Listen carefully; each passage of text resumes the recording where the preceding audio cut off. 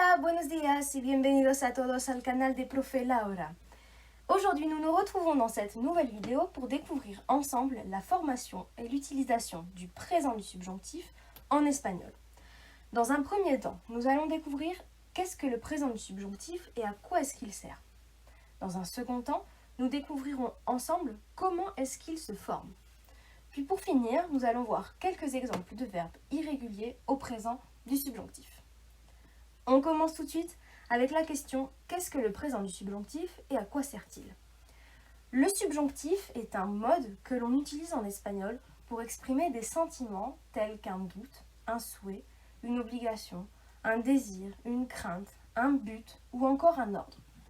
Le subjonctif est un mode très utilisé en espagnol. Voici quelques exemples où nous utilisons le présent du subjonctif. Je doute qu'il vienne demain. Dudo que venga mañana. Ici, j'exprime logiquement un doute avec le verbe dudar, ce qui justifie l'utilisation du présent du subjonctif au verbe venga. Je veux qu'il arrive. Quiero que llegue. Ici, j'exprime un souhait avec le verbe querer qui signifie ici, dans ce cas-là, vouloir. Passons désormais à la deuxième partie de ce cours, comment se forme le subjonctif présent, le présent du subjonctif. Pour construire le subjonctif présent, il est important de bien connaître les terminaisons du présent de l'indicatif, car le présent du subjonctif se forme sur la première personne du singulier du présent de l'indicatif. Qu'est-ce que cela veut dire ? Eh bien, cela signifie que les verbes en AR, chez qui la voyelle A domine au présent de l'indicatif, vont faire leur subjonctif présent en E. Par exemple, le verbe hablar, qui signifie parler. C'est un verbe en AR qui va faire son subjonctif présent en E. Cela donnera hable, hables, hable, hablemos, habléis, hable. Les verbes en ER et IR, chez qui la voyelle E domine au présent de l'indicatif, vont quant à eux faire leur subjonctif présent, leur présent du subjonctif, en A. Regardez le verbe comer. Il va se conjuguer ainsi. Coma, comas, coma, comamos, comais, coman. Si cela est plus clair pour vous, je vous laisse recopier ce petit schéma que je vous ai fait et sur lequel vous pouvez voir les terminaisons du subjonctif présent pour les verbes en AR à gauche et pour les verbes en ER et IR à droite. Les flèches servent à vous montrer que la voyelle A est bien passée du côté des verbes en ER et IR et que la voyelle E est passée du côté des verbes en AR. Pour ce qui est de la diphtongue, sachez qu'elle apparaît également au présent du subjonctif. La voyelle du radical diphthongera dans les mêmes conditions qu'au présent de l'indicatif.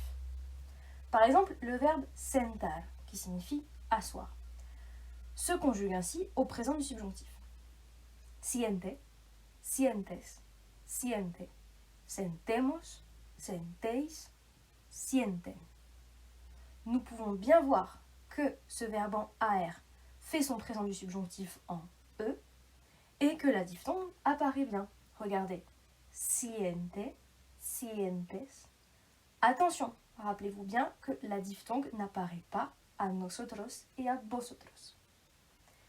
Passons à la partie qui vous plaît généralement le moins, les irrégularités.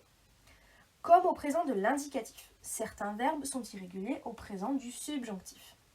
Pour la plupart des verbes irréguliers, l'irrégularité de la première personne du présent de l'indicatif, la première personne du singulier, attention, entraîne celle de tout le présent du subjonctif. Avec des exemples, ce sera plus parlant. Regardez.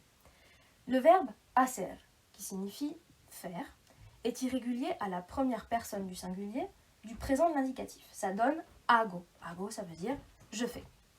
Je vais utiliser cette première personne, hago, pour former le présent du subjonctif. Je vais enlever le o du hago et à la place, je vais mettre un a.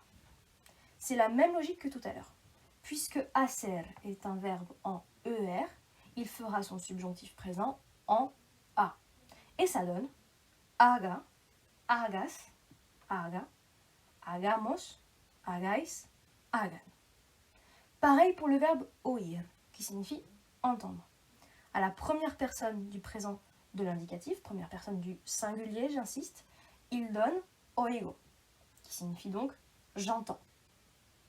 Je garde oigo, j'enlève le o et je vais mettre à la place un a. Puisque oír est un verbe en IR, il doit faire son subjonctif présent en a. Et ça donne oiga, oigas, oiga, oigamos, oigais, oigan. On termine avec 6 verbes spécifiques dont la première personne du présent de l'indicatif se termine en oi ou en e avec ou sans accent. Regardez, notez bien. Le verbe dar, qui signifie donner, se conjugue comme suivant au présent du subjonctif. De, des, de, demos, deis, den. Estar, ça donnera este, estes, este, estemos, esteis, esten. Attention, n'oubliez pas les accents sur le verbe estar. Haber, qui est l'auxiliaire avoir, ça donnera haya, hayas, haya, hayamos, hayais, hayan. Ir, le verbe aller, vaya, vayas, vaya, vayamos, vayais, vayan. Saber, qui est le verbe savoir, ça donnera sepa, sepas, sepa, sepamos, sepais, sepan. Enfin, le verbe ser, ça donnera sea, seas, sea, seamos, seáis, sean. Bien, hemos terminado. Espero que el vídeo te haya gustado y sobre todo ayudado.